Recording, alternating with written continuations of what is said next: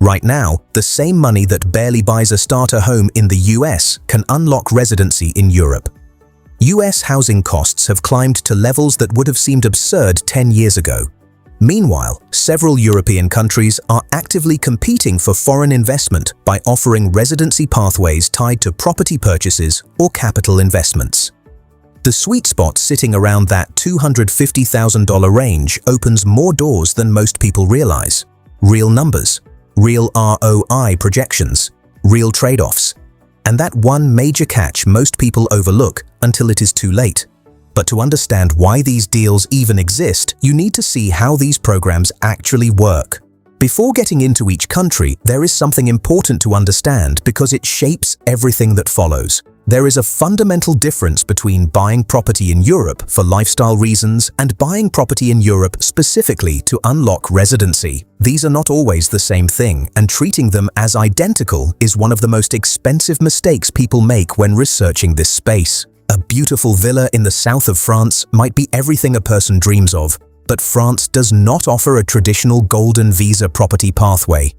Buying there for residency purposes is a completely different legal process. And this is exactly where most people get it wrong and lose money. Golden visa programs vary dramatically in structure. Some require the applicant to physically spend time in the country each year to maintain or renew the residency. Others are almost entirely passive and allow the holder to live elsewhere for the majority of the year while the residency stays valid. Some programs grant immediate access to the entire Schengen zone, meaning visa-free travel across most of Europe. Others are more limited in scope. The investment vehicles also differ. Some programs require outright property ownership. Others accept fund investments, cultural donations, or business capital injections. The programs covered here all sit in or around that $200,000 to $270,000 range in 2026, and one of these options looks cheap up front but has a catch most people completely miss. That reveal is coming shortly.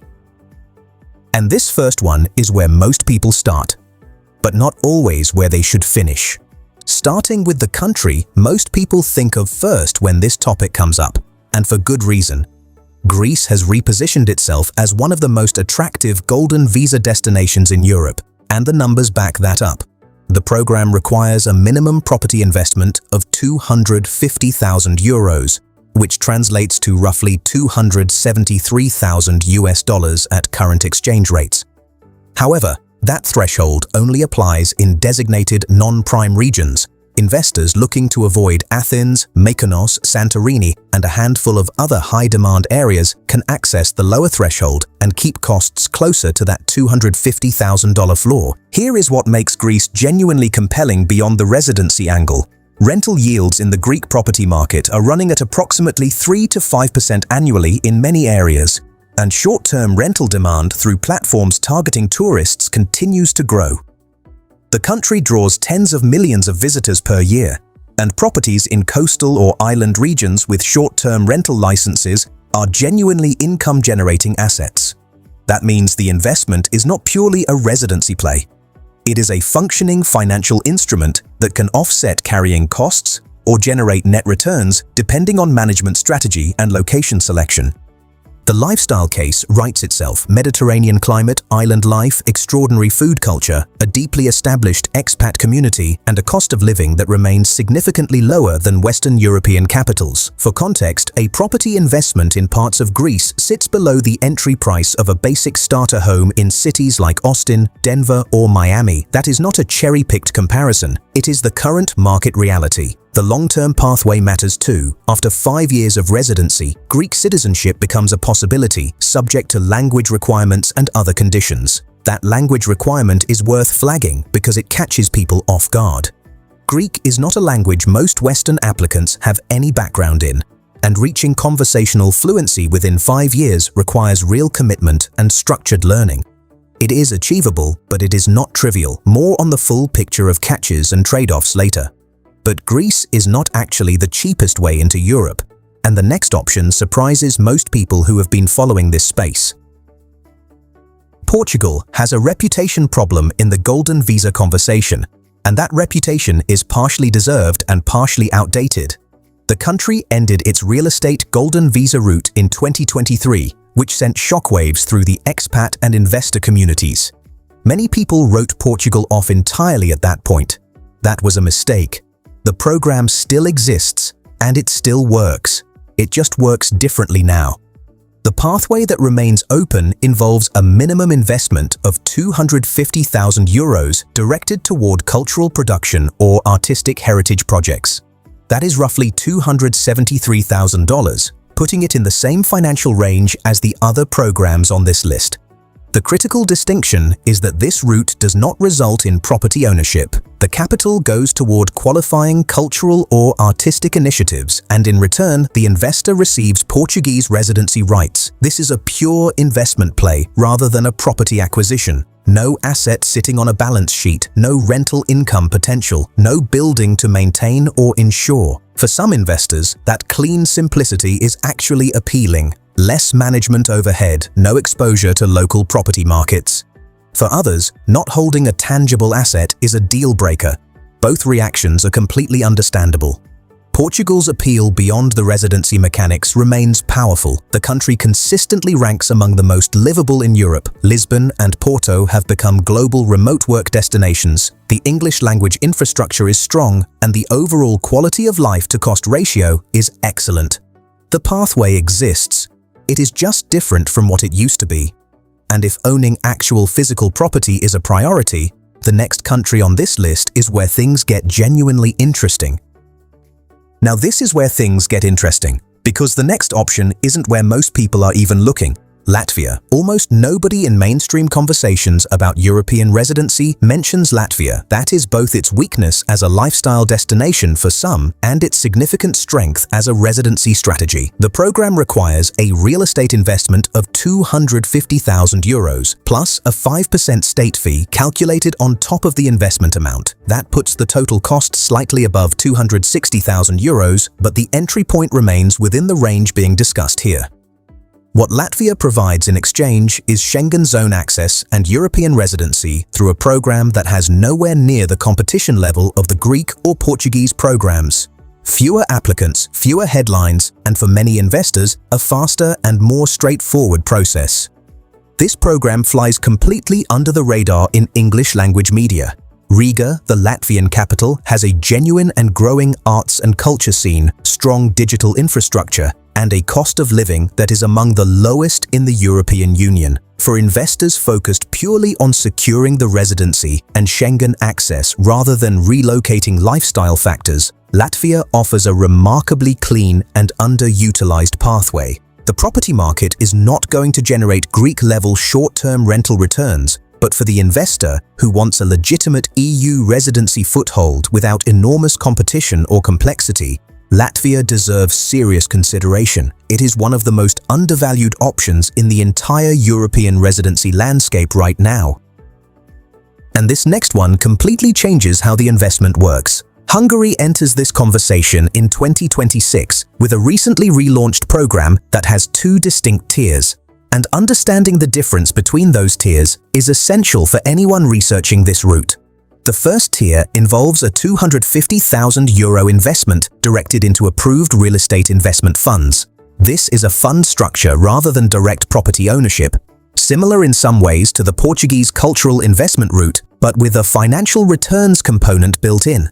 The second tier allows for direct physical property purchase, but the threshold jumps to €500,000 for that option. That puts direct Hungarian property ownership well outside the budget range being discussed in this video.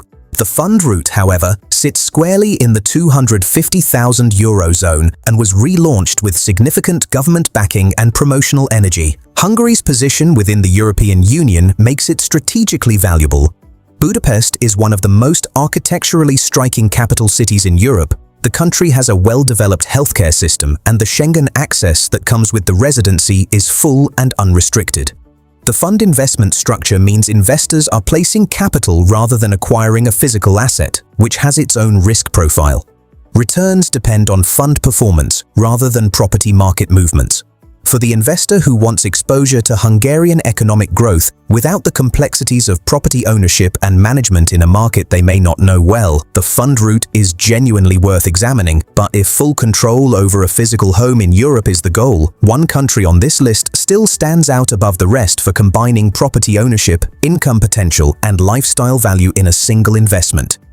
Take a step back and look at the full picture here. The €250,000 threshold keeps appearing across these programs, and that is not coincidental. It has emerged as the effective floor for European residency by investment access in 2026. Greece, Portugal, Latvia, and Hungary all cluster around this number. The variation is not primarily in the cost, it is in what the investment buys and what the lifestyle and financial trade-offs look like on either side of that purchase. Some investors want the tangible asset. They want a property on a Greek island or a Latvian apartment that shows up on a balance sheet, can be rented, visited, enjoyed, or eventually sold. Others are indifferent to property ownership and would rather place capital efficiently, maintain flexibility, and keep management complexity to a minimum. The Portugal cultural route and the Hungarian fund structure serve that second group well. Neither is inherently superior. The right answer depends entirely on individual priorities, tax situation, lifestyle intentions, and whether residency is the destination or a component of a larger relocation strategy. Now back to the ROI picture, because this part of the conversation does not get enough attention. When the numbers get discussed in the golden visa space, most commentary focuses on the cost of entry, the outgoing capital, but the smarter framing looks at what that capital is doing over time. In Greece, a property generating 3 to 5% annual rental yield on a $270,000 investment is producing somewhere between $8,000 and $13,000 per year in gross rental income under favorable conditions. That does not cover the full investment cost within any short time frame, but it substantially changes the effective cost of holding the residency. The investor is not simply paying for a visa. The asset is generating returns that offset the carrying cost of that residency pathway. Because this is where most people start thinking about this the wrong way. Compare that to the straightforward cost of obtaining EU residency through other legal channels, which can involve legal fees, visa processing, tax advisory costs, and years of bureaucratic navigation without any asset to show for it. The property investment route, particularly in markets with genuine rental demand, reframes the entire calculus. The investment is not a fee. It is an asset that happens to unlock residency access as part of its ownership benefits. That framing matters when evaluating whether this approach makes financial sense. Would you rather own a physical asset with income potential or simply place capital for residency access?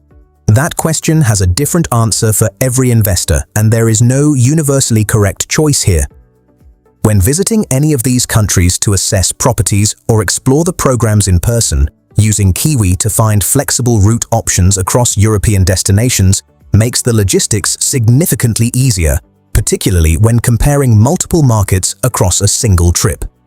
And when arriving in a new country and needing immediate connectivity, Saily works reliably across most European destinations for data without the expense or complexity of roaming arrangements.